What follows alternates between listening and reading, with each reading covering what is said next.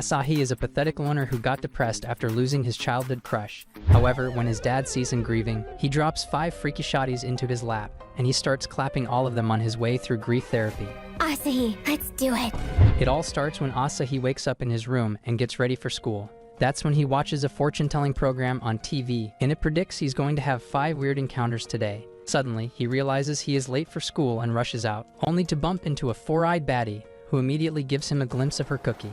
She quickly gets up, visibly embarrassed and apologetic, before rushing off again. However, she leaves her undie behind, so Asahi picks it up as spoils of war and rushes to the station. Once he boards an empty train, a girl runs in last minute and sits beside him, and he knows she's freaky because she's got green hair. Soon enough, she falls asleep and starts cuddling with him, and when he tries to get her off, he ends up getting a hand-on with her milk packs. He quickly runs out and takes the stairs down, only to get jumped by another baddie, who uses his nose as her personal chair. This gets the guy all bricked up, so she cracks his coconuts before running off. Soon after, he runs into a cleaning robot holding a pair of plot armor, and as he grabs it, another girl comes running in and accuses him of stealing it. Before he can explain himself, the robot starts snatching the girl's undies, causing her to run off. As he continues forward, he runs into a stray dog playing with a student and decides to walk away. When he realizes he's late for class, he sneaks into the back seat with the help of his friend Yoshino. That's when he sees that he is surrounded by all the freaky shotties he had the misfortune of meeting earlier, so he turns his face towards the wall to avoid them. These girls are Aoi, Amelia, Ilya, Karin, and the homeroom teacher, Bai. When Bai notices that Asahi has sneaked into the class, she asks him to turn around, which allows all the girls to recognize him, earning him a slap in the face. After class, with a slap imprinted on his face, he hangs out with Yoshio, who asks what he did to get beaten up on the first day. When Asahi tells him, Yoshio gets jealous and wishes he were in his place instead. Meanwhile, in the locker room, the girls talk smack about Asahi, but Aoi believes that the incidents that happened that morning were not Asahi's fault. During sports class, Yoshio tells Asahi that he did a background check on the girls who beat him up, and the most noteworthy part is that Ilya is actually a boy. Later, as Asahi walks to his locker, he finds a note inside, inviting him to meet under the cherry tree after school. As he runs through the halls, he almost bumps into Aoi again, who asks him if he happened to pick something of hers from this morning. Asahi tries to pull her undies out of his pocket, but accidentally grabs Amelia's plot armor, which earns him another slap on the face. After that, he runs into Karin looking to buy a snack, but the cafeteria is closed. That's when he pulls out a banana from his pocket, telling him that it has been in his pocket all day. Karin then realizes that he wasn't bricked up earlier and gets super embarrassed. As Asahi gets up to leave, she gets all red and thanks him for the banana. When he steps out to buy a drink, he finds Ilya being chased by dogs again and generously offers his own cake to save him from more pounding. After he returns to the halls, he runs into the homeroom teacher, Bai, who notices he's bitten and drags him into the nurse's room. She then apologizes for what happened on the train, and that's when Amelia walks into the room. Bai asks if she needs any help, but when she says she's fine on her own, the teacher leaves the room. Seeing the damsel in distress, Asahi asks Amelia to show where it hurts, but she reveals her melons are chafing without her plot armor. When he pulls it out, she immediately snatches it and says she knows he didn't steal it, and she was just angry in the moment. She then asks him to skedaddle because she has to put it on, and as he leaves the room, she apologizes for what happened earlier. After the school ends, Asahi heads to the cherry tree behind the school and learns that Aoi is the one who wrote that letter. As he pulls out her undies from his pocket, Aoi reveals she is in love with him, which leaves the guy stunned. Just then, a gust of wind sends her undies in the air. In reality, Asahi didn't hear a word she said and was stunned because the wind blew up her skirt and gave him a good view of her chamber of secrets. Aoi fails to grasp the situation and keeps yapping about love until he points out that she's going commando. When Asahi starts to think she has a kink for it, she starts to panic and explains that it is not the case. However, the Asahi keeps focusing on her undies that are stuck in the tree, causing her to run off in embarrassment. Later, as he walks back, he reflects on Aoi's confession, but suddenly gets startled by Ilya. As they sit together, Asahi asks if he has anything to say, but Ilya says he's not sure how to say it. Asahi says he ain't got time for this and begins walking away, and Ilya suddenly says he's in love with him. Asahi tells him to see a therapist, but Ilya says he's been feeling it ever since he saved him from the dogs. Before it can get any further, Bai arrives in a hurry and drags Asahi with her into a dark alley. When they stop, she says she doesn't have time to explain and suddenly starts biting his neck, leaving him stunned. Some strange men pass by the alley and assume they're a nasty couple, so they leave them alone.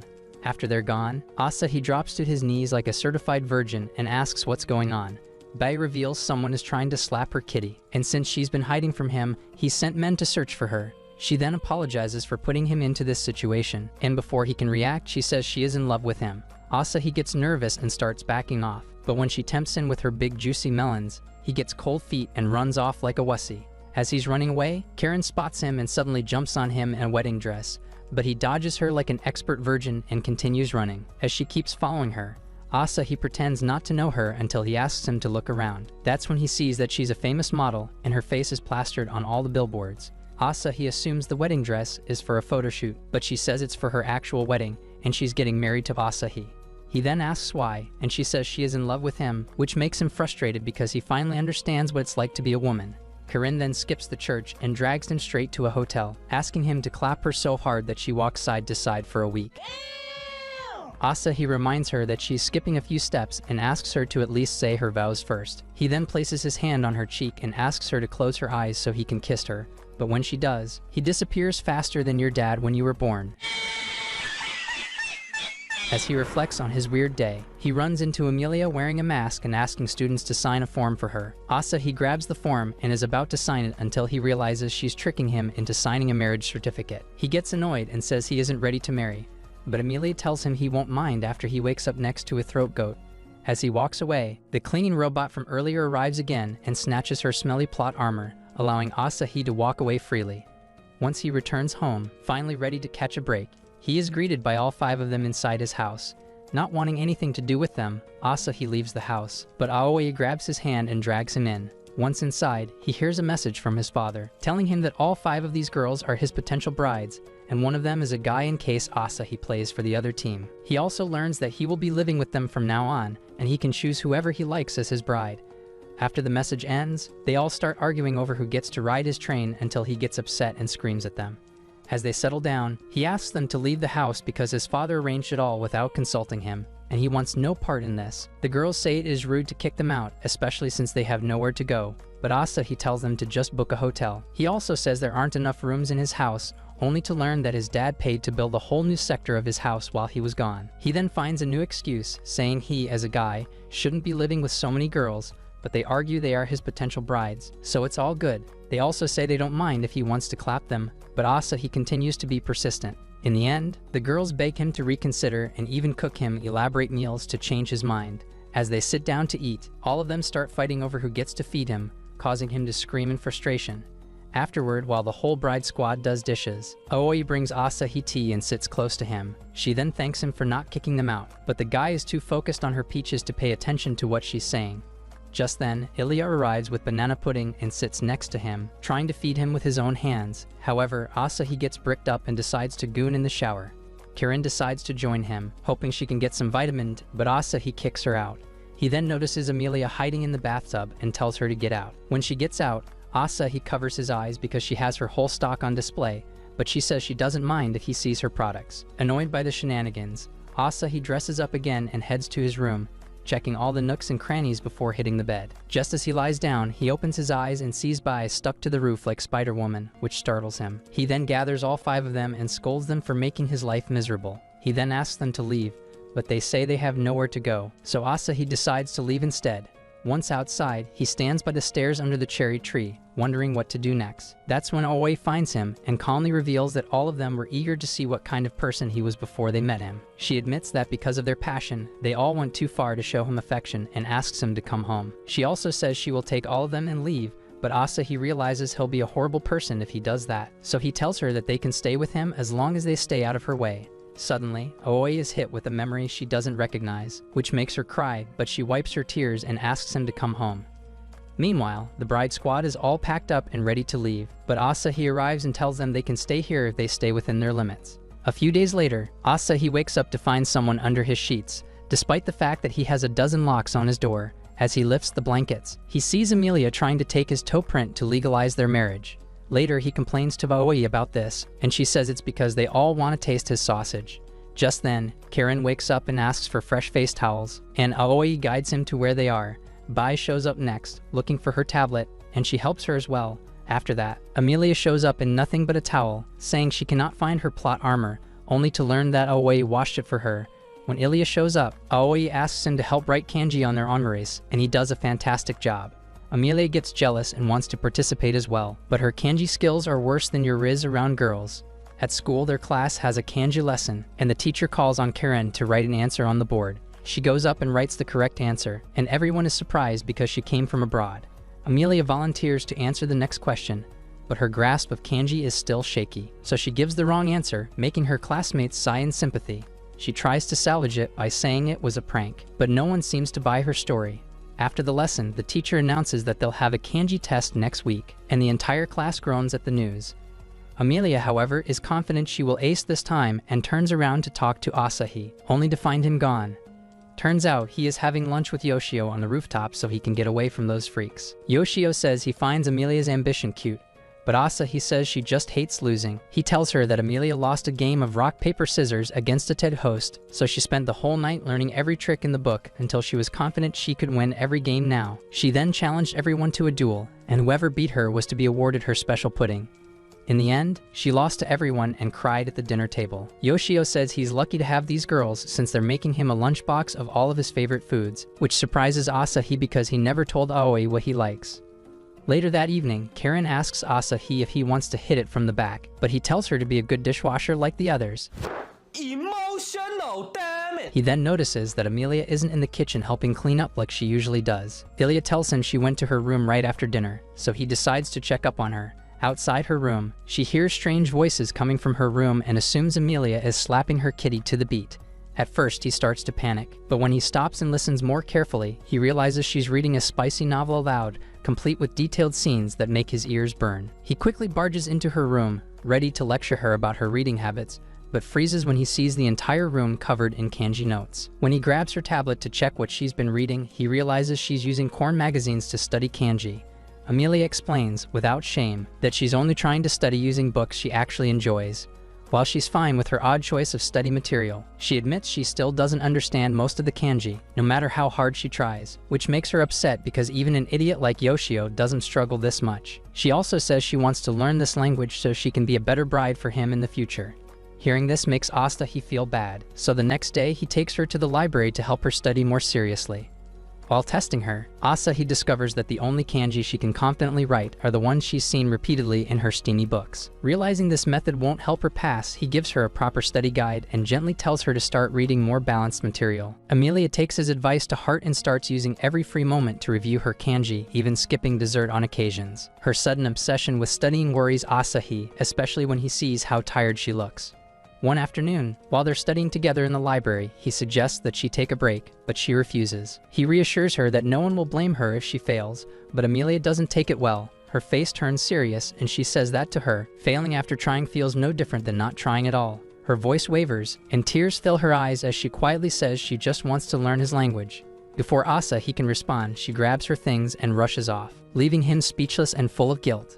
Later that night, Amelia locks herself in the room, and the girls wonder what happened to her. Asahi decides to check up on her and finds her sitting alone in the dark. He quietly turns on the light before walking over to sit beside her. Asahi starts to apologize for what he said earlier, but Amelia snaps and tells him to go away. At first, he starts to leave, but when he notices she's crying, he stays and waits for her to speak. When she finally does, she lets out all her frustration, her doubts, and how badly she wants to be able to understand the people around her. Asahi listens to every word, and once she's calmed down, he tells her he truly admires how hard she's trying and that her determination is something special. Hearing that touches something deep in Amelia, bringing back a memory she chooses to keep to herself. After a moment, she snaps back to her usual annoying self, joking around again, and the tension fades a little. Asahi smiles and hands her a stack of study cards he made just for her. Amelia accepts them and thanks him sincerely, promising to treasure them. Just then, he notices the girls peeping from the door, wondering if Asahi is about to take Amelia to Pound Town. In the days leading up to the test, Amelia goes into full kanji mode. She puts flashcards on every wall, mirror, and doorway in the house. Everyone in the house starts helping her cram last-minute kanji, quizzing her while cooking or doing chores. Even though the pressure is high, she keeps pushing through with a smile on her face, excited to prove herself. Eventually, test day arrives, and the class quietly turns in their papers with mixed feelings. When the tests are finally returned, Amelia sees that her score is above average. She then sees the flashcards Asahi gave her, and her eyes light up with happy tears. Meanwhile, Yoshio tells Asahi that Emilia has changed a lot in the past few days, but he acts like he knows nothing. Just then, he sees a thank you note in kanji inside his lunchbox, which makes him smile. He then opens the lunchbox to see an onuris with his name written perfectly on top with a heart next to it, which makes Yoshio jealous. Some days later, Ilia is in the toilet when she has a flashback of his father telling her that even though she is actually a girl, she must live as a boy. Just then, Asahi casually opens the door, spots her inside, and apologizes before closing it again, which leaves her screaming. Meanwhile, Ilia, Aoi, and Bai enter a contest, and by pure luck, all three end up winning the same grand prize, a hot spring vacation for two. Since each of them has a spare ticket, they invite Asahi, Karin, and Emilia to join. Karin believes it's her chance to get her pipes unclogged by Asahi, but the man has no interest in her whatsoever. When they arrive at the inn, the group gets a little uneasy because the building gives off creepy haunted house vibes. The mood doesn't improve when they meet the proprietress, who is tall, ugly, and has a piercing glare that sends chills down everyone's spine. Despite feeling nervous, the group forces a few awkward compliments about how nice the inn looks and tries to act normal. When it's time to assign rooms, Asahi politely asks if he and Ilia can share since they're both guys, and he doesn't want to stay with the girls. The scary lady agrees, and the group heads off to get settled. Once inside, Ilia starts making excuses as to why she shouldn't be with him, but Asahi slaps her cakes and tells her it's all fine because he thinks she's a boy. Just then, Karin and Emilia show up in their room and invite them to play table tennis. The squad plays for some time, and Karin asks Bai to take a break since she's basically a granny. In response, Bai hits the ball so hard that it goes around the room a million times before knocking off Asahi's stumps. On top of that, it completely destroys Karin's dress, leaving her embarrassed.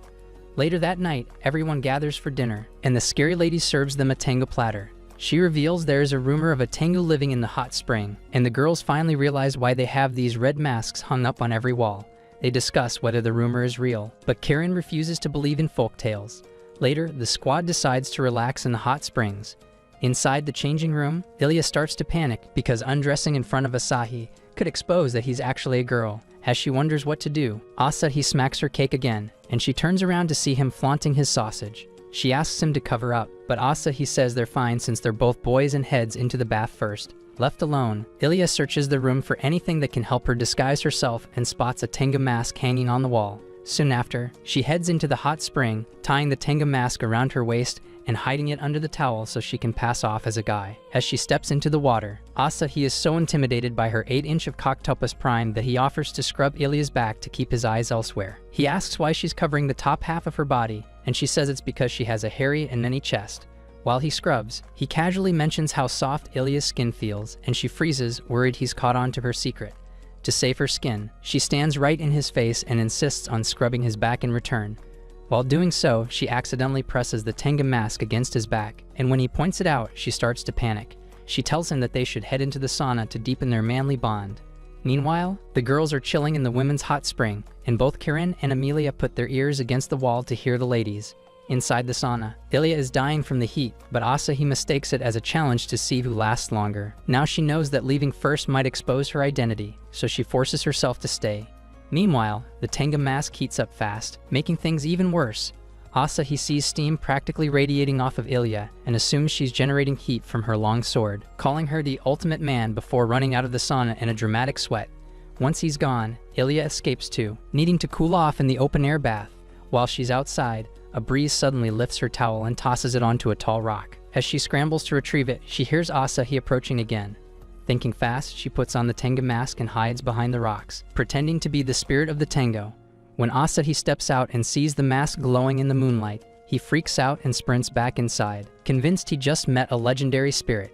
Taking advantage of his absence, Ilia retrieves her towel and slips back into the indoor bath. When Asahi finds her there, he excitedly tells her about the Tengu spirit he just saw. Ilia does her best to act surprised, but while turning around, she slips on a bar of soap left on the floor and hits her head, knocking herself out cold. Later, Ilia wakes up in bed, groggy but okay. Asahi sits beside her, apologizing for everything, especially the way he treated her back when he believed she was a boy. Then, gently, he asks why she kept her true identity hidden.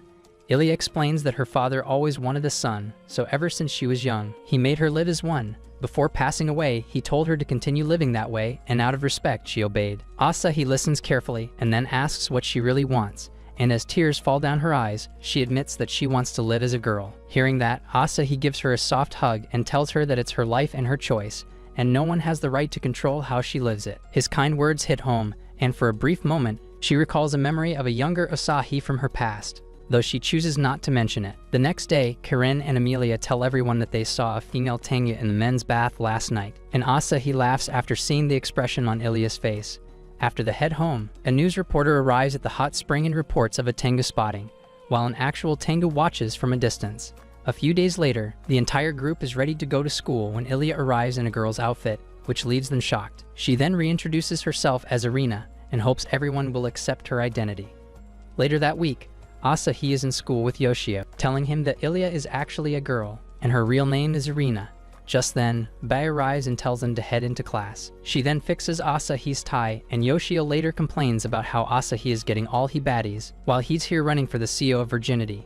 He points out that Bai is very popular among boys, and the girls add that she's also popular with girls because she is cool and capable. That night, Bai gets herself drunk like a responsible adult, so much so that her melons stick out and she doesn't even care. She tells Asahi to help her, but when Karen stops her from jumping onto him, she makes Karen her next victim. She then screams that she loves them before passing out, and Asahi tucks her into bed. He then heads to his own room, where he notices someone hiding under his blanket. Thinking it's Amelia trying to prank him again, he yanks the blanket off to catch her red-handed, only to find a budget Terminator lying there instead. Before Asahi can even scream, the man tells him he's coming with him and knocks him out cold. When Asahi wakes up, he's in his most natural state, tied up in a dark room like your mom during weekends. A screen turns on and shows the guy who kidnapped him. Asahi learns that he's just bait to lure Bai in, but before the guy can reveal more, someone tells him Bai has arrived. A few minutes later, Bai kicks open the door, sees Asahi tied up, and instead of helping him right away, she takes pictures of his pathetic state, stating that he can open an OnlyFans with that much cake. After messing with him a bit, she finally hands him a toy and some lube as weapons to defend himself. They head out and find many guards unconscious, but Bai says it was like that when she got here. When they run into a live one, Bai pretends to be scared but punches him in the belly, allowing Asahi to take him down with his weapon. As more guards show up, Bai keeps the act up, allowing Asahi to take credit for the takedowns without getting sus.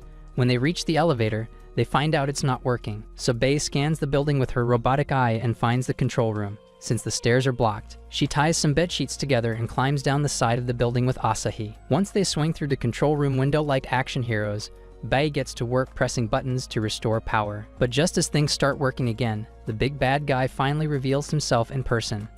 Bai demands to know who he is, and he calls her Bloody Tiger, asking why she's hiding her past from Asahi. Confused, Asahi listens as the man explains that Bai used to be one of the most feared assassins in the underworld. He says she took down entire crime syndicates by herself and even destroyed his own special forces team, so he's come here to avenge them. He launches a sudden attack, and Bai blocks it with a powerful energy shield before fighting back. But she holds back because she's worried about Asahi getting hurt. The villain easily overpowers her and slams her to the ground. The man then targets Asahi to make her suffer more. Seeing this, Bai regains her strength and goes on the offensive, landing a few solid hits, but she's still no match. Just when things get bad, she secretly wraps him in a sharp string during their scuffle, and then shouts for Asahi to hit the button that rotates the bed. Asahi presses it, and the spinning mechanism pulls the villain along, revealing too late that he's completely tied up and unable to free himself. After escaping his grasp, Bai and Asahi rush to the elevator again. While they wait, she notices he's bleeding and quickly rips a piece of her dress to wrap the wound. As she does, she apologizes for dragging him into her mess, but Asahi says nothing and just smiles. The elevator finally arrives, and they go down to the ground floor. However, the moment the doors open, more armed thugs open fire. Bai makes quick work of them, then tells Asahi to escape while she stays behind. He begs her to come with him, but she refuses and even fires a warning shot to scare him off. Left with no choice, he runs away while Bai finishes off the last wave of enemies. Once the fight is over, Bai walks outside and finally allows herself to cry, but her moment of peace is cut short when the muscle freak jumps down from the window above. Now looking more machine than man, he grabs her neck and lifts her off the ground, and she struggles to breathe. Just as it looks like she's done for, a fire extinguisher slams into the guy's hand, and it comes from Asahi. Without hesitation, Asahi charges at him, swinging an electric baton, but the man easily catches it and throws Asahi to the side. Asahi refuses to stay down, so he gets back up and goes again. Seeing this sparks something in Bai's memory, and she screams for him to run. When the man tries to grab him again, Asahi's robe slips off thanks to the baby oil, and the guy is momentarily confused.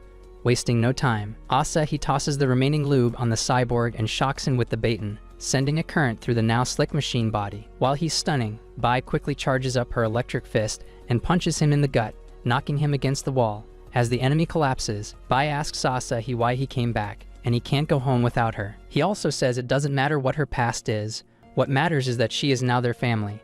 Touched by his words, she pulls him into a tight hug, nearly suffocating him between her chest. Still completely bare and slippery from the lube, Asahi somehow manages to break free and offers his hand to her so they can go home. The next day, as the girls wake up for school, they find Bai sleeping on the couch and Asahi using her milk packs as a cushion. They are confused, but what concerns them more is that Asahi is covered in baby oil, making them wonder if he was at Diddy's party last night. While walking home from the store, Asahi finds himself face to face with a strange robot who immediately tries to steal his coconuts. Just as things are about to go horribly wrong, a mysterious magical girl appears out of nowhere and saves him, leaving Asahi stunned. The next day at school, he excitedly tells Yoshio about the attack and the girl who saved him, but Yoshio laughs it off, thinking it's one of Asahi's weird dreams. Just then, Karen casually walks up and asks if Asahi wants to eat her cookie. Both boys are caught off guard, and Asahi tells her that she shouldn't say stuff like that so openly. But Karen doesn't see anything wrong with it, because she is madly in love with him. When Karen mentions that he already gave Bai backshots, Yoshio grabs him by the tie and starts crying because he thinks Asahi gets all the shotties. Suddenly, everyone's attention shifts to the sky as a massive mechanical orb appears and floats above the school. News reports that similar objects have been spotted all over the globe, leaving everyone stunned. A moment later, a robot that looks exactly like the one from the night before fires something into their classroom. Bai reacts instantly, shoving Asahi out of the way, but Yoshio gets hit instead. A strange device attaches itself to his lower half, and when he tries to pull it off, it explodes, causing his crown jewels to disappear. While the class panics, Bai tells everyone to stay down and quickly carries Yoshio out. Irina then notices Karen is missing, so Asahi runs off to find her.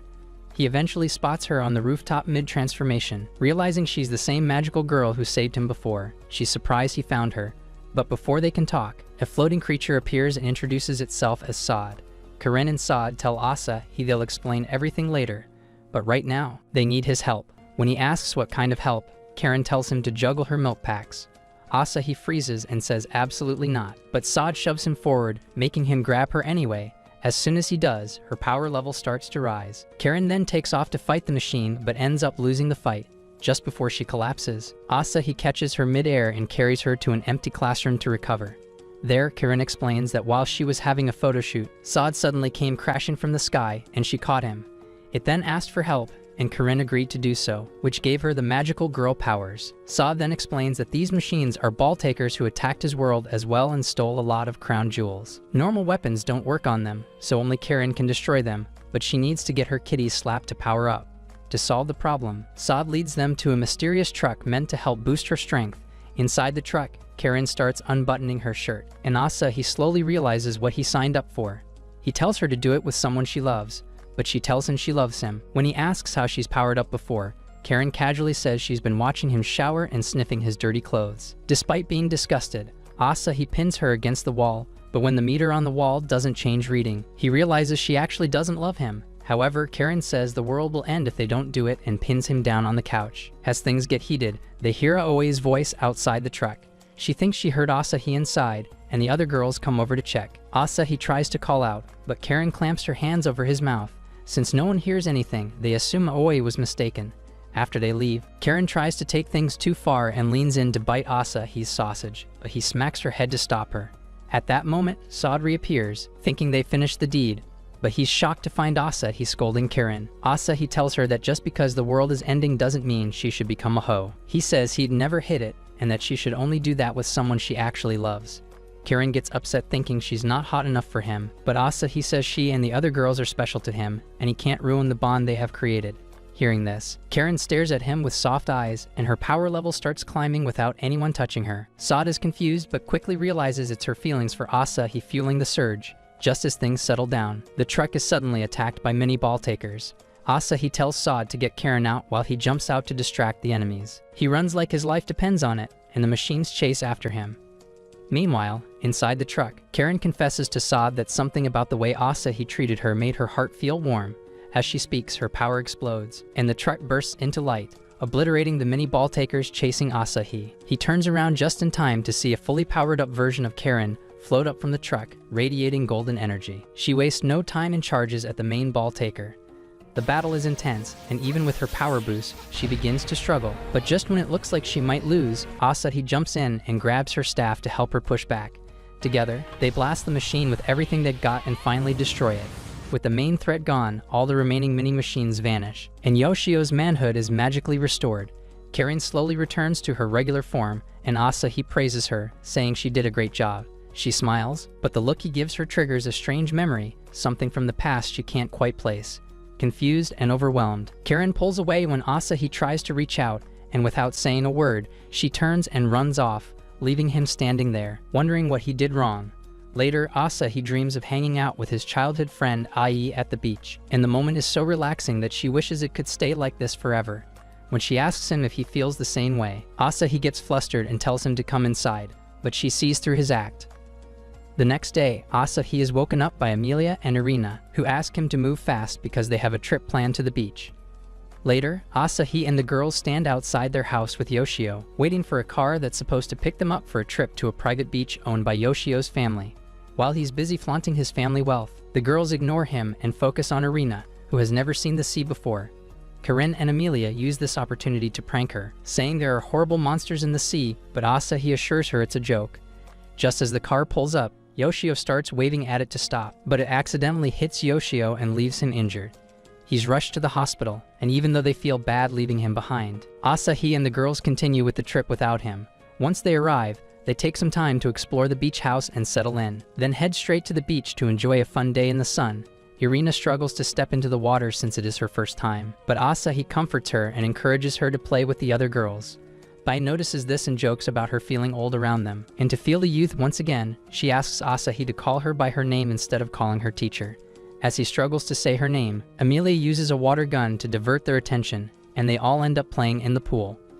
During the fun, Karen spots a sign at the beach, saying no swimsuits allowed, and they finally connect the dots that Yoshio was bringing them here only because he spent all his monthly allowance paying OnlyFans models. Since he's not here, the girls decide to remove their plot armor anyway. They also force Asahi to go commando and make him wear a blinding mask so he doesn't see their plot. In the end, they chose to play blind hide and seek with Asahi, and when he tries to catch Irina, she ends up giving a knockout punch to his coconut. After that, they bury him in the sand and place a watermelon next to his face, allowing Bai to play the Suika game with him. She ends up missing her mark, but her attack is so strong that it obliterates the mask around his face and even knocks all the girls out, since Asahi managed to see them in the bear at least. They tie him up with a blindfold as a punishment. Later in the evening, after spending hours swimming, playing, and relaxing, they start packing up their things and begin walking back to the house. They say they enjoyed it a lot and wish it stayed like this forever, and Asahi turns around to agree with them. That's when he suddenly realizes the girls are no longer with him. At first he assumes they're just messing with him, so he searches around the beach calling out their names. When there's still no sign of them, he returns to the house, thinking they may have gone ahead, but the house is completely empty. Confused and a little worried, Asahi takes out his phone to call them, but before he can make the call, Aoi shows up behind him. She didn't come on the trip with them, so her sudden appearance catches him off guard. She smiles and asks why he looks so stressed, and Asahi explains that he can't find the others. Aoi dismisses his concerns and asks him to come inside so she can make him dinner.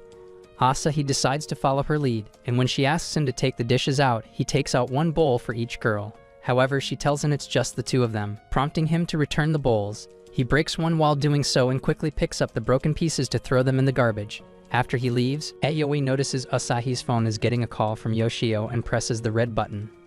As Asahi gets the fire started, Aoi heads inside to prepare some raw meat she allegedly bought on her way here. Just then, Yoshio calls Asahi again, and she ends up destroying his phone. Once the dinner is ready, Asahi notices that the clock is broken, but Aoi tells him it's normal. They brush it off and have dinner, talking about how much Asahi's life has changed recently. Afterward, they sit there enjoying the soft breeze and peaceful silence. Aoi then comments on how quiet it is, and Asahi agrees, saying sometimes it's nice to have peace and quiet, but the moment he says that, his mind is flooded with memories of all the girls, but they disappear as quickly as they came. Aoi, still unaware, asks him to follow her somewhere, and he agrees without thinking too much. She leads him to a quiet place with a beautiful lake and a large cherry blossom tree in full bloom. They stand beside each other under the tree, and Aoi softly confesses her feelings again. She also tells him to forget about the others, but this makes Asahi worry about them even more. As she pushes him down and straddles him, her voice triggers something in Asahi, and the memories of the others flood back all at once. He quickly gets up, demanding to know what happened to the girls and where she's keeping them. Aoi stares at him silently, disappointment written all over her face. As he watches her, petals from the cherry blossom tree swirl around her, and when they finally settle, she's gone. In her place stands a girl Asa he instinctively calls Ai. He's confused but speaks her name anyway, trying to ask what's going on. But before he can say anything else, Ai tells him never to come back to this place again. Then she runs off into the trees. Suddenly, red error screens appear all around him, and it appears that Asahi has been living inside the Matrix. The next thing Asahi knows, he wakes up as usual to his annoying alarm clock, only to learn that he's late for school. He quickly dresses up and heads down to see others, but when he finds the place empty, he assumes they left without him. In his panic, he doesn't notice anything strange, like how the house looks slightly different or the fact that his mother is home, something that hasn't happened in a while. He runs around the city with a banana in his mouth until he finally arrives in school. Once there, he heads straight to his classroom and sees a boy sitting at what he thinks is his desk. Thinking it's some kind of mix-up, he politely asks the boy to move, but the boy just looks confused and tells him it's his seat. Even weirder, he doesn't recognize Asahi at all. Curious, Asahi asks him about the girls, but the boy has no idea who they are either. As Asahi looks around the class, he realizes no one else knows them either, and the confusion starts sinking in. Feeling anxious, he rushes out of the classroom, and two girls discuss how Asahi hasn't come to school in ages. Meanwhile, Asahi heads straight to the place where Aoi once confessed to him, the same spot where everything began, but instead of the beautiful cherry blossom tree, there's just a normal tree standing there, and everything feels wrong. While he's still trying to make sense of it all, a woman in a lab coat walks up to him and calmly asks him to come with her. She promises he'll be able to see the girls if he follows her. Still confused but curious, Asahi asks who she is, and she pulls out a tablet and shows him Yoshio's face. Finally relaxing, Asahi agrees and goes with her to a nearby research lab. There, she introduces herself as Yoshino and asks if he remembers her, but Asahi doesn't. Hoping to jog his memory, she shows him an old online ad and a tiny camera. That finally does it, because he remembers signing up for a virtual reality experiment months ago, and she was the one who guided him through it. Yoshino then drops the bombshell that everything Asahi had been through, all the adventures, all the memories, even the girls, were all part of the virtual world. At first, Asahi refuses to believe her and starts laughing. He argues that what he experienced was way too real to be fake because they felt emotions, and he could even touch them. But Yoshino explains that the girls were part of a very advanced AI created to interact with him inside the simulation. He is frustrated that he wasted months of his life playing around with VRChicks, but Yoshino explains that it only looked like months when in reality he has only been in the VAR for just one day. She then yaps about the importance of AI and how it can grow by understanding human emotions. This new type of AI is called artificial omniscient intelligence, but since it needs more data to be perfected, which is why they're conducting experiments, like the one Asahi was part of.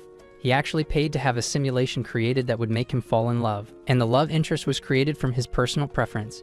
She adds that she had been monitoring him all along while disguised as Yoshio. She also explains that since the girls were AI, they were very weird in the beginning, but slowly adapted to a more human approach once they spent more time with them. Asahi managed to produce extraordinary results until Yoshio was hit by a car, and she was forcefully logged out. Since then, she hasn't been able to access the system, and Asahi has been kicked out of the simulation too. Asahi can't handle the truth because the idea that everything he went through was a simulation crushes him, and he begins shouting at Yoshino, accusing her of lying.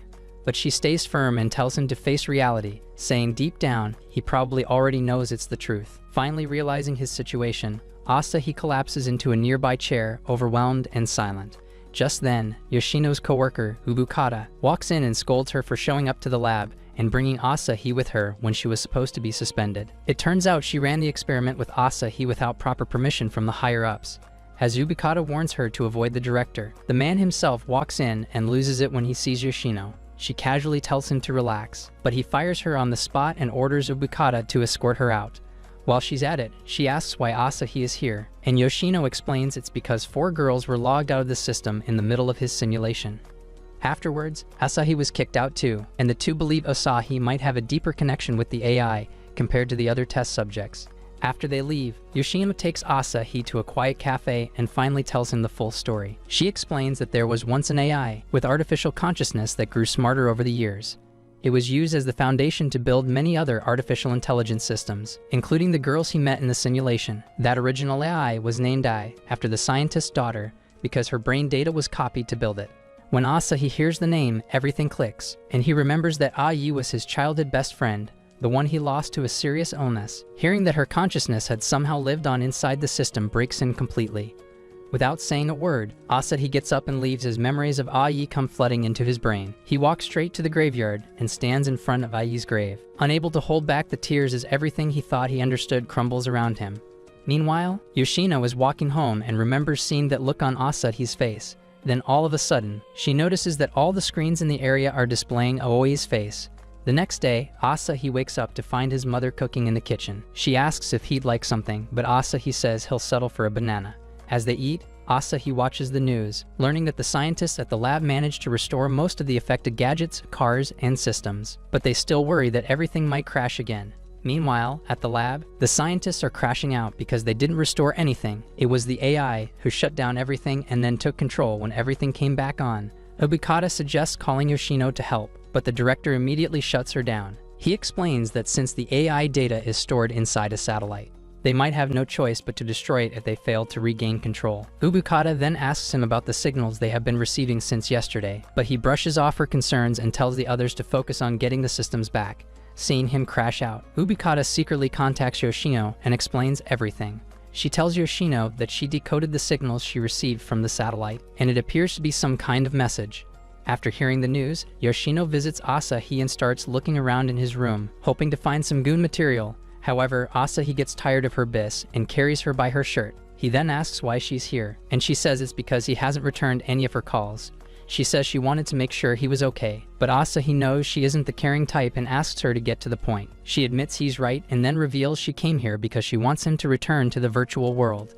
Before she can explain further, Asahi crashes out and explains that he has been crushed ever since he learned that Ai has been reincarnated into an artificial intelligence. Once he stops talking, she tells him she's certain Aoi is the cause of the system-wide failure and that Ai's consciousness, which had been buried deep inside her, was awakened after spending more time with him. She explains that the clash between Aoi and Ai's personalities is what triggered Aoi to go out of control. When Asahi hesitates to believe her, she tells him about the satellite that Aoi has taken over and how all their efforts to reclaim it have failed. She says the only person who can reclaim it is Asahi, which leaves him confused. She then adds that the satellite recently sent a message that simply said, "I want to see you," and she's convinced the message is meant for Asahi. Before he can respond, his talking clock starts bouncing wildly around the room and projects a moving image on the wall. The screen flickers at first, showing pixelated versions of Bai, Kirin, Irina, and Amelia, but Amelia quickly fixes the resolution so their real forms appear. The girls excitedly tell Asahi how much they miss him, completely ignoring Yoshino in the process. When Yoshino finally speaks up and asks where they are, the girls explain that Amelia sensed something was wrong right before Aoi forcefully logged them out of the system.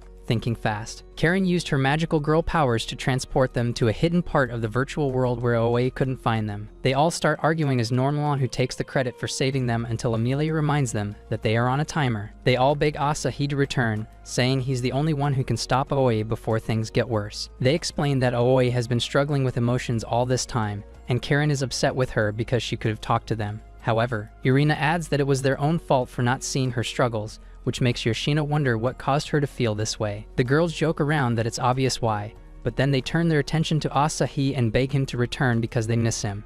Just then, Yoshino's phone rings, and Obukata informs her that the higher-ups have made the final decision to destroy the satellite. Right after the call ends, the projection disappears, the room goes dark, and a loud crash echoes outside. Power cuts out across the neighborhood, and Yoshino turns to Asahi, warning him that Aoi is responsible for this. She urges him to come with her so she can send him back into the virtual world, but Asahi refuses. Yoshino tries to convince him by bringing up the Eraser program, which will permanently delete all the data inside the satellite.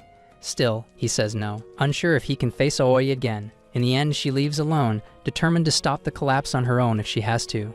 As she leaves, Asahi sits in his darkened room thinking. His mind drifts back to a moment when he once asked Ai what she'd do if she had the chance to see someone she lost. Even if it was just for a moment, she had said she lost her mother when she was very young, but she would still see her and thank her for giving birth to her.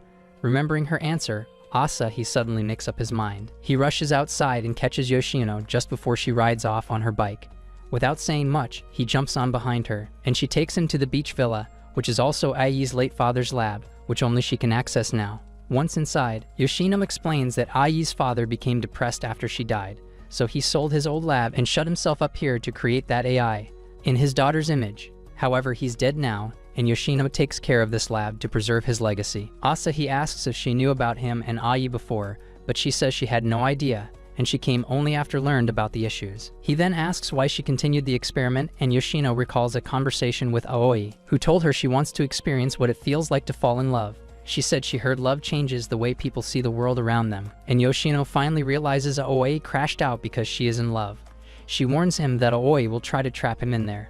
But despite that, Asahi agrees to take the risk. She then powers up the old equipment and connects Asahi to the virtual world, hoping it's not too late for him to reach Aoi and save everyone. Asahi soon wakes up in a dark space and tries to figure out where he is, but before he can gather his thoughts, he notices that someone else has entered this strange world. To his surprise, it's Yoshino, who appears in her magical form as his stupid alarm clock. She tells him she followed him in to help, and not long after, they both come face to face with the first obstacle, an invisible firewall Aoi set up to block all outside contact. Luckily, the system recognizes Asahi as a trusted user and lets him pass through the barrier, pulling Yoshino in with him. Once inside the virtual world, Yoshino changes into Yoshio since moving around is much easier in that form. Asahi gets startled seeing him again and asks why he isn't wearing anything, but he points out that he isn't the only one. As they compare the size of their sausage, they are chased by cleaning robots and stray dogs, which act as security systems programmed to remove intruders. Yoshio warns that if these things catch them, they'll be forcefully logged out. They keep running around until they are surrounded by the bunch, but Asahi hears familiar voices calling out to him from a nearby pond. He grabs Yoshio without thinking and jumps straight into the water. The pond spits them out inside what looks like Asahi's bedroom in the virtual world. And right there are all the missing girls waiting for him. Overwhelmed with joy, they jump up to hug him, until they realize that both Asahi and Yoshio are flaunting their plots. Grossed out and embarrassed, they slap the two for showing up with their sausages swinging, and Asahi explains they came here this way. Amelia angrily asks Yoshio why he's here, and he reveals he's actually Yoshino. As he tries to explain that he has been monitoring them in various forms, he starts acting weird and suddenly throws up a giant egg before collapsing. Out of the egg pops Sod, and while the others are busy playing with him like he's a cute pet, Bai gently grabs Asahi's hand and thanks him for coming to save them. When the others see it, they throw Sod away and cling to Asahi, showing that they all feel the same as Bai. They all share a sweet moment until Sod explains why they are here. He also reveals that Ai has awakened inside Aoi, and the girls say they already know about it. They tell Asahi that Aoi desperately wants to see him, but Ai doesn't, and this inner conflict is the reason they are in this situation. However, that is only one of their problems because the company that owns the AI has installed a program to wipe all the data, and if they are caught by it, they will be permanently deleted. That's when Amelia pulls up the digital map and explains that Aoi is at the center of the virtual world. To reach her, they'll have to take a specific route filled with logout programs set to eject intruders and a dangerous eraser program uploaded by scientists to wipe out everything, including Aoi's existence. Despite the risk, everyone agrees to move forward because they're not leaving Aoi behind. After finalizing their plan, they head deeper into the virtual world and soon arrive the same place where Asahi was once held captive. When Asahi says he's been here, the girls demand an explanation, which only makes things worse. He asks Bai to explain the whole thing, but Bai decides to keep the truth to himself because it's more fun that way. As they move forward, they're attacked by waves of logout programs, so the girls get ready to fight. Bai transforms into her battle gear while Amelia, Karen, and Irina power up into their magical forms. As they defeat the bots, one of them lands near Sod and is about to explode. Asahi thinks fast and jumps in to save him, but they both jump out of the window, launching them into a completely different simulation. While they figure out how to reunite with the others, Asahi realizes that all the girls were programmed to have feelings for him, which makes him sad. Meanwhile, Bai goes around the halls, fighting the logout bots whilst also searching for Asahi and Sod. Just as she arrives in their room, Yoshino confirms that the girls indeed were coded to have feelings for him, but the type of feeling was undetermined. As they spent more time with him, their feelings changed, although she isn't sure what the girls felt before the simulation broke. Just then, Asahi notices Bai, and they all rush back to help the others. Once they arrive, they are faced with the eraser program set by the company, which somehow overrides the logout bots' code, making them more aggressive and brutal. As the bots charge them, Sod is yeeted from the simulation, leaving them to fight by themselves. They put up a good fight but are forced to retreat when they are overwhelmed by the bots. Eventually, they make their way to the final door, but before they can enter, the low-budget Terminator from earlier shows up and stops them from leaving. Luckily, Bai doesn't hold back this time and takes him down in one powerful move, clearing the path for the rest of the group. They rush to the door, and Amelia quickly punches in the access code, but before the door can shut behind them, the eraser bots arrive and begin tearing the place apart. Asahi and Bai pull a lever to open the door fully, and everyone starts running through it.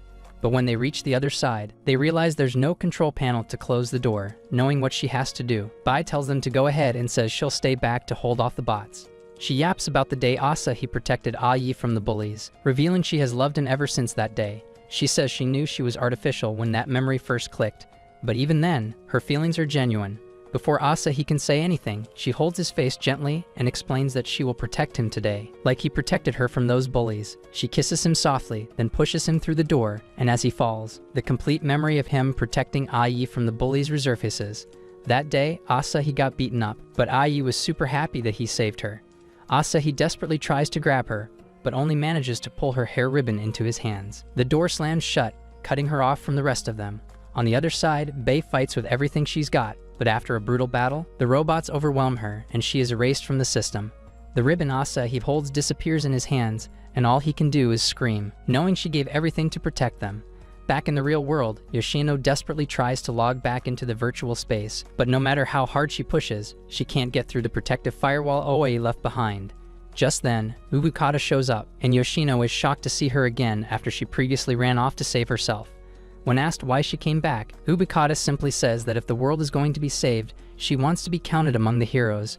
With no time to argue, Yoshino quickly brings her up to speed. As they work together, Ubukata can't help but stare around in awe at Yoshino's chaotic but brilliant lab setup. They soon notice Bai's signal has vanished, and both of them go into full panic mode, locking in and brainstorming every possible way to shut down the Eraser program before it wipes everyone out. Meanwhile, back inside the virtual world, Karen tries to hide the pain of Bai's sacrifice by mocking her out loud, which catches the other girls off guard. But her tough act falls apart in seconds as she suddenly breaks down crying, her words turning into sobs. The others follow, tears rolling down their faces as the loss hits them all. Asahi, though barely holding himself together, pulls himself up and tells them that they can't stop here, reminding them of what Bai said before she disappeared. His calm words bring strength to the group, even if he's also quietly crying, and together they keep moving forward. They reach their school in the virtual world, but the moment they arrive, a bot drops in and tries to attack. Asahi immediately jumps in to protect Irina, while Karen blasts the bot away. After that's done, they realize Asahi has been hit in the process and escaped to a nearby classroom, where Irina carefully patches up Asahi's injury while Amelia works to figure out their next move. Asahi advises them to be careful too, because even if they don't have a real body like him, they will still feel the pain if they get hit. As they wait, the girls ask Asahi what real-world school is like, and he casually admits that he hasn't been to school in months. He explains how he fell into depression after Ai died, but adds that, if anything, he's thankful for getting the chance to meet all of them and spend time together. Eventually, Amelia finds the next route, so they all head up a long staircase, panting like overworked horses by the time they reach the top. But when they finally get there, they realize it's a dead end. The space around them starts to glitch, and just when panic begins to set in, a group of butterflies appears. Asahi remembers seeing them when he first came here and decides to follow them, and they lead them to a strange room. That room takes them to the school rooftop, where a swarm of upgraded bots is waiting. Karen steps forward and says she'll act as bait to buy the others some time. Asahi tries to protest, but Irina joins her, making the decision for him. When Amelia also offers to stay and fight, they remind her that she's their only navigator, and her job is too important to risk. Karen and Irina say goodbye and rush into battle, and Asahi promises with all his heart that he'll wait for them. He and Amelia continue forward and manage to close the access gate behind them to stop the bots from following. After that, they sprint through the virtual library and into a hidden elevator, where Amelia thanks Asahi for the time he helped her power through during the kanji exam. That triggered a memory in her, and she explains how Ai once rescued a lost dog and convinced her father to let her care for it. The man refused at first because he knew she'd cry if the real owners showed up looking for that dog, but Ai promised that she wouldn't. After he agreed, Ai and Asahi spent the next few days taking good care of the dog and making posters for him so the real owners could find him. Weeks later, they found its rightful owner, and even though it broke her heart, Ayi let the dog go. Asahi had patted her head and told her she'd done a kind thing, which allowed her to cry her heart out. Amelia says that moment helped her realize what love felt like, and she was reborn that day. At the same time, Karen and Irina, exhausted from all the memories, start sharing memories of Ayi from when they were just data fragments. For Karen, it was when Ayi tried to do a rollover on a bar but failed for many hours. However, Asahi stayed with her all day until she finally got it, and he told her she did a good job. For Irina, it was when her father was late for her birthday due to some urgent work, so she ran off and hid in the slide. Even though it was raining, Asahi showed up with an umbrella and gently asked her to come home. When she refused, he sat beside her and put his arm around her to keep her warm, which made her realize how much she loves him. As the girls talk, Karen says she really wanted Asahi to kiss her before she was deleted, but now they're at the end, and she's going to have to move on from that thought. Just as more bots show up, the girls, thoughts still calm, realize they might not make it and send one final coded message to Asahi. Back in the elevator, Amelia gets their message, but to distract Asahi, she pulls out the flashcards he gave her to practice kanji. She says it's the most treasured thing she has, and she wants to give it to him to show how much she loves him. She says she doesn't regret loving him because he's taught her a lot of things, and no matter what happens from here on out, she will always be happy knowing she experienced love in its purest form. As the butterflies reveal the last secret path, Amelia asks him to go ahead, but he refuses to leave without Irina and Karen. However, Amelia smiles at him and tells him that he's going to have to go on without them. That's when Amelia decides to play their final message. In their message, both girls tell Asahi that they don't care about the real world or even the virtual one. All that matters to them is that he always stays happy. They beg him not to be sad, and instead smile like he always does. Asahi listens while crying like a kid, the loss crashing down on him. In their final moments, Karen and Irina use every last bit of their energy to hold off the bots, unleashing their strongest attacks in a blaze of light. But in the end, they're no match and are wiped out completely. Now left with only Amelia, Asahi struggles to keep going. Amelia gently tells him how happy she is that they met, and with a soft kiss and a heartfelt goodbye, she sends him on the final path toward Aoi and Ai. Once he's gone, she turns around, stands her ground, and faces the eraser bots alone. Asahi then falls into a forest and sees the flashcards disappear from his hands, indicating that Amelia has been deleted as well. With tears in his eyes, he walks along a quiet forest path, following the trail until he reaches a peaceful beach where Aoi stands waiting. When she sees him, she immediately apologizes for everything that happened, but Asahi gently tells her he isn't angry. Instead, he asks her where Ai is, saying he wants to meet her one last time. Aoi says she's inside her and then pulls his head against her chest, allowing Ai's memories to flow into him. The first memory begins on a normal day, where Asahi and Ai meet after school, and she asks him to come shopping with her.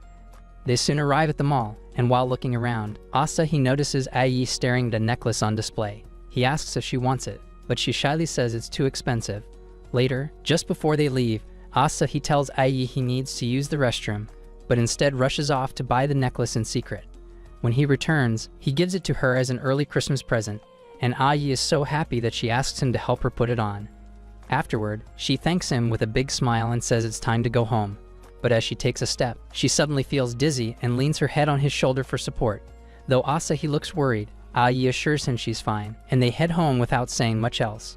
That night, when Ai's father returns from work, she gets up to make dinner like she always does. But before she can even reach the kitchen, she collapses and her father rushes her to the hospital. A few days later, the doctor delivers the heartbreaking news. Ai is terminally ill, and there's nothing they can do. Her father is devastated and pleads with the doctors to help. But Ai remains calm and says she's ready to face whatever comes next. Soon, she's admitted to the hospital, and when Asahi hears the news, he rushes over to see her.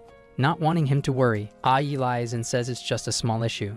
She doesn't have the heart to tell him the truth, so she smiles and asks if he'll go see the cherry blossoms with her when spring arrives. Asahi promises, not knowing it's the last promise she'll ever ask from him. As the months pass, Ai's condition gets worse, but she never lets Asahi see her weakness. On the days he visits, she wears makeup to hide how sick she really is, wanting him to see her the way she's always been. Then, one day, she asks him to stop coming by and focus on his exams instead. Asahi agrees, thinking she's just being considerate, unaware that she's pushing him away because she doesn't want him to see her fade. During one of her final days, she lies in her hospital bed, alone and hurting. She picks up her phone to call Asahi, but changes her mind after watching an old video of him under a cherry blossom tree. Instead, she types a short message telling him how much she misses him and how excited she is to see the cherry blossoms together. As she types, Asahi appears in the memory, watching quietly from just outside the door. Aoi, who's guiding him through these memories, points toward the door and says Ai is waiting on the other side. Aoi apologizes for putting him through this, but he gently tells her he needed to see it with his own eyes. Before he leaves, Aoi tells him he's changed her world, and it is because of him that she understands what sadness and loneliness of being in love feel like. Asahi admits that the time he spent with all of them made him really happy, and with that he says his final goodbye to Aoi as well. Then, he walks through the door and finds Ai standing under a beautiful cherry blossom tree. She turns around with a smile, and Asahi runs in to take her in his arms. They hug tightly, holding on to each other like they never want to let go. When they pull apart, Ai tells him it's time for him to move on, because holding on to her memory will only bring him pain. However, Asahi begins recalling their old memories, and with tears in his eyes, he tells her it's impossible to forget her. He explains that she was always by his side, and every part of his life is filled with moments they shared. He says that meeting Bai, Amelia, Kirin, and Irina taught him that it's okay to hold on to love, and not let go of what matters. He finally tells Ai the truth that he's loved her since they were young, and will continue to love her until his last day. He's sorry for not saying it earlier, but he wants her to know now. Hearing this, Ai starts crying too, admitting she loved him back, but was too scared to tell him. She says she pushed him away because it broke her heart knowing they couldn't stay together forever. As they talk, the gloomy world around them starts to glow, and the cherry blossom petals gently drift in the breeze. Asahi leans in and kisses Ai, holding her tightly while memories of their life flash through their minds. Slowly, Ai begins to fade, and just before she disappears, she gives Asahi the necklace he once gave her, saying she's happy her dream came true. At that moment, Asahi remembers when they were young, sitting on a tree branch, and Ai had whispered something in his ear before giving him a small kiss on the cheek. When Ai is gone, Asahi returns to the beach, where Aoi is waiting. She helps him back into the real world, where Yoshino greets him.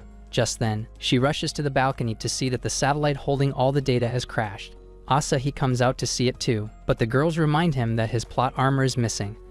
From there, life moves on, and Asahi finally gets admitted into college. He makes new friends and begins a peaceful life, but he never forgets everything that happened. One day, after hanging out with his classmates, he visits Ai's grave and quietly leaves a bouquet of flowers. When he returns home, he's surprised to see 4 large boxes sitting in his living room. As he leans in to inspect one, it suddenly bursts open and Amelia, in the flesh, jumps out, wrapping her arms around him. Before he can say a word, the other boxes burst open too, revealing Kirin, Bai, and Irina, all alive and standing in front of him. Completely shocked, Asahi asks how it's even possible. The girls explain that just before the satellite was destroyed, Yoshino managed to extract their data and upload it into brand new bodies. Thanks to her, they're back for good.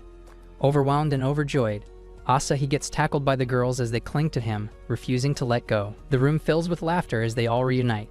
A few moments later, Aoi rings the doorbell, indicating that all of them are back together to start a new and real life. That's it for this video. If you enjoyed it, leave a like and subscribe to the channel. If you made it to the end, comment, "I love feet" as proof.